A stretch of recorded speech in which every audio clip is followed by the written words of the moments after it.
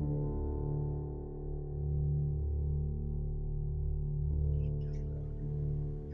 guys, hope everyone's having a wonderful day today. I'm having a pretty good day so far. I wanted to talk to y'all about health and beauty with a magical spin. So most of you know, especially if you followed me on Facebook for a while, my Facebook page, or on YouTube, that I do create beauty products. That's part of my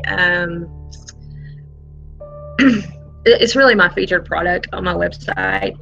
It are my beauty products that are magically enhanced. So to me, it is one of the best ways to utilize magic in your everyday life. You know, a lot of people struggle with how can I use magic daily, or how can I enhance my magical life? And to me, making your own beauty products, your own natural products that you use around the house, as far as cleaning products, even health products like cough syrup, things like that, shampoo, toothpaste. There are just endless ways to utilize magic in all of these products. And making your own product, you know what's in them. There's no anything that someone can sneak in there. You are using the things that you have purchased, whether online or at the grocery store, whatever, to make these products. And so it's everything that's in them is something that you have put in them. There's no surprise ingredients, and that's really important for some people. For me personally, the reason why I started making my own health and beauty products is because I have really sensitive skin. So does my daughter. So anything that's like and not an essential oil, anything that's heavily perfumed, is going to break me out really bad. Y'all would be surprised at all the crap that has perfume in it. Like lip balm. Lip balm has perfume in it. Who knew? I knew after I used it, and my lips started breaking out because it had perfume in it. So that is one of the main reasons why I started doing that. And after doing that for so long, I was like, there's so much more I could do to this. Why not use my witchy sense and start witching these products? So that's what I do. And I do it in a assortment of ways, y'all. There's so many ways to witch these kind of products. You can charge the ingredients. You can pick specific ingredients that will produce a specific magical results, and utilize those.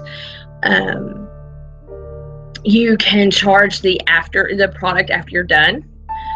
Honestly, a lot of times I will charge the ingredients themselves after I've poured them up.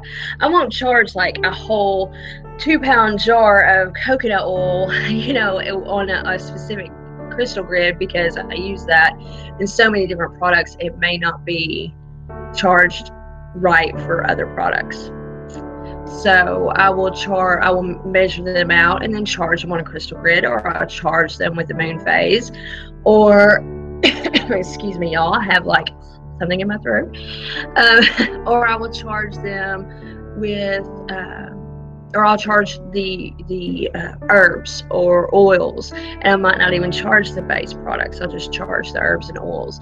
So it just depends. A lot of times it's just a variety of things. Like I will charge the Epsom salt. If I'm making a bath salt, I'll charge the Epsom salt and the coconut oil that I use in it, and then I will add the ingredients that will mesh really well with those the way I charge the Epsom salt or the coconut oil. For example, if everyone's had a really stressful week and I can tell the anxiety is really high around the house, I will charge the Epsom salt and coconut oil on a new moon or a waxing moon to bring in good vibes, to bring in good energy. And then I will, or to bring in calm, or to bring in a soothing energy. And then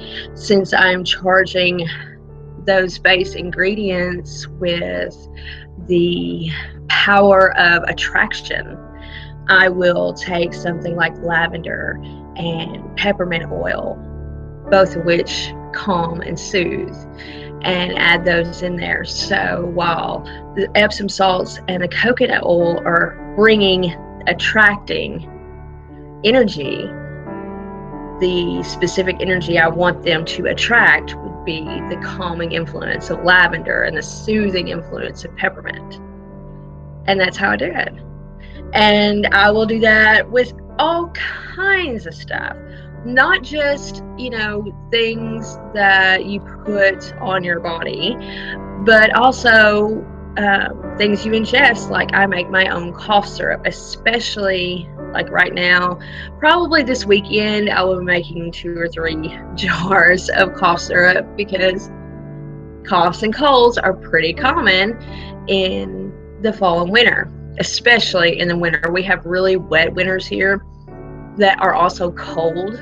It's really strange feeling to go outside and it be a kind of humid feeling but cold. It's horrible, and people get sick very often especially whenever it's super wet during that time. So usually with just your average common cough and cold. So I will take honey and coconut oil and slices of oranges, as well as lemon oil. And I will, or even just lemon juice. I like using the oil because to me it works a lot better, but you can also use lemon juice. And what I do is I will charge the coconut oil and the honey under a waning moon, because you're wanting to banish the cold, you're wanting to banish the cough. And whenever I put the other ingredients in, I will charge them on a crystal grid sometimes to promote healing and soothing energies, because that's the main purpose of this cough syrup. Is it soothes, it heals. Honey is antibacterial, anti-inflammatory. Coconut oil is anti-inflammatory. So I will simmer all these ingredients on a double boiler and pour them up, and they work fabulously. I mean, they work so well. And all of them, every ingredient on the list, I have witched in some way. And like I said, to me, that gives it the extra oomph, that boost that helps speed the healing process. And usually whenever I'm doling out the cough syrup, even to myself, I will also perform Reiki to help it, help it along. So, yeah, anything and everything, even cleaning products. Whenever I am using a glass cleaner, I will add a little rosemary oil for that extra protection and cleansing quality, especially since I personally believe mirrors and windows can also be portals, where the veil is kind of thin. And so yeah, I will spray all my windows down with that cleaner that has just a little bit of rosemary oil to cleanse the energy of my mirrors and my windows. So everything and anything can be utilized to make your products even more productive. So I will put a link below. A lot of my recipes I get from Pinterest. So I will link my Pinterest board for a lot of my natural products, that the recipes that I use that I know actually go to recipes. I'm like 95% sure almost, or that every one of those pins actually go to a link that has the recipe.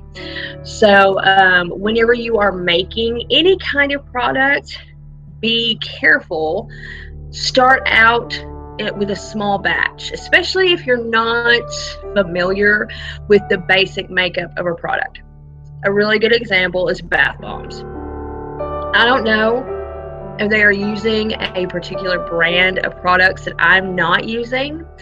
But I cannot tell you how many bath bomb recipes I've come across where the ingredients were not correct. Like there's way too much oil being used. And like I said, I don't know if it's because they use a different brand and they don't specify usually the brand that they use, or maybe they're at a higher altitude than I am, because where I live is practically below sea level. I don't know. But I have learned from my mistakes, and I only make small batches if I've never made a product before, if I've never used that recipe before. It saves you a lot of money, because whenever you have like $30 invested in all these ingredients and you decide I'm just going to make this big batch because it's going to be fabulous, and all that shit falls apart, you're really frustrated. So start out small if you've never used a recipe and if you haven't made that particular product before. Once you get in the habit of making your own beauty products, you'll see recipes like, oh no, that can't be right. I'm going to try a small batch. You'll get the hang of knowing which recipe you can just dive right into full force, and which ones that are like, I better look at this a little closer. I better do this a little smaller batch because this doesn't sound quite right. So you get the hang of it, and you really do after a while. Let's see. What else did I want to tell you? Like I said, there's like a bajillion ways you can witch these products. Definitely look into the specific uses for herbs and oils. If you don't know, do some research, communicate. Research only gets you so far. Communicate with that herb, communicate with that oil, because a lot of times research will say one thing and you will work with that oil and it's like, God, I really don't feel that. I don't feel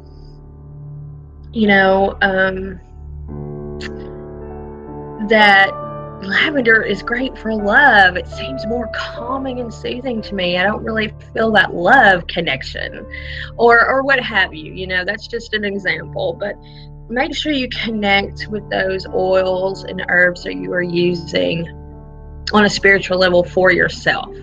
Play with it. Be careful if you do not have experience using a specific oil or herb. Be careful, okay? Make sure if it's okay to use this if you're pregnant. Most of your essential oils will have a warning: don't use this while you're pregnant. Essential oils and pregnancy are very tough to navigate with, because there are so many different ways that you can really hurt yourself or your child that you're carrying with essential oils. So do research. Don't do this blind, y'all. Okay. There are several websites out there that will tell you what the uses are. Personally, I wish I had it over here. Let's see, I think it's McPherson's Herbal Guide. That's what I use. It's written by a scientist. It's not really a metaphysical kind of book, but I like it because he will tell you straight up, this is why you shouldn't use this during pregnancy. This is why you shouldn't use this if you have a cold. This is why you shouldn't use this if you have this. I mean, he gives you the lowdown straight up of how you should use herbs and when you shouldn't. And if it's got, certain side effects that you wouldn't normally think it would have. So definitely find a trusted source before you start just throwing shit in a pot, because I don't want anybody to be like, well, I watched Less of the Dreadful Mystics video and I decided to just, mess around with herbs and I almost killed myself because I decided to put belladonna in a scrub. Belladonna's poisonous. Don't do that. Don't put that shit in there. Rue is poisonous. Don't put that in there. So know your stuff. Do some research. Do test patches. I know everyone hates to do that. It seems like a waste of time, but it's really important when it comes to essential oils and herbs. Make sure you're not putting too much. That stuff usually needs to be diluted. So I mean, it should have enough stuff in it whenever you're making a scrub that it will be diluted. But if you like just dump a whole bottle, 1 ounce bottle of, you know, lavender into a scrub, an 8 ounce scrub, you might have a reaction. Lavender can be kind of harsh on skin if it's not diluted. So definitely be careful. You know, like I said, do little test patches on yourself to make sure you're not going to break out. And with any of your family members that may have sensitive skin in one way or another. And play with it. Just have fun with it. Get creative. It's so much fun to make your own stuff. A really cool example of something I made today. You know, this weekend, Mercury retrograde's going on. This weekend, my whole family, myself, Robert, and my daughter have had some communication issues. So before it got really bad, because I'm all thriving in retro, y'all, I decided to make a toothpaste to help with that.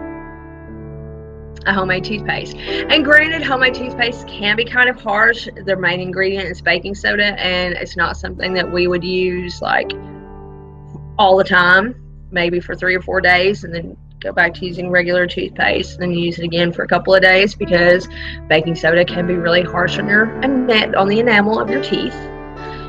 But while we're having these issues, last night I'm like, okay, everyone uses toothpaste. Let's clear up this communication stuff. And it works really well, at least so far. This morning, everyone seemed to be communicating a lot better, and better moods. So we'll see how that goes.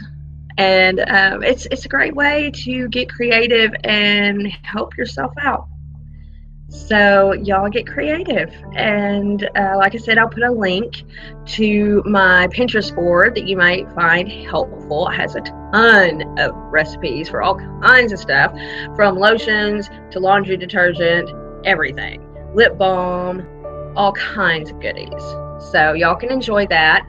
And also, if you are not, you know, in the mood to make your own stuff, but you would love beauty products that a witch has made, I have these amazing scrubs. I have one scrub that's on sale right now this month, specifically for retrograde. It's called Dreadful Bliss. It's a very calming, soothing scrub, and I think you will enjoy it. So I will put a link to my website below, and something should pop up here, so you can check that out. Alrighty, guys, y'all have a fabulous day, and I will talk to you later. Bye.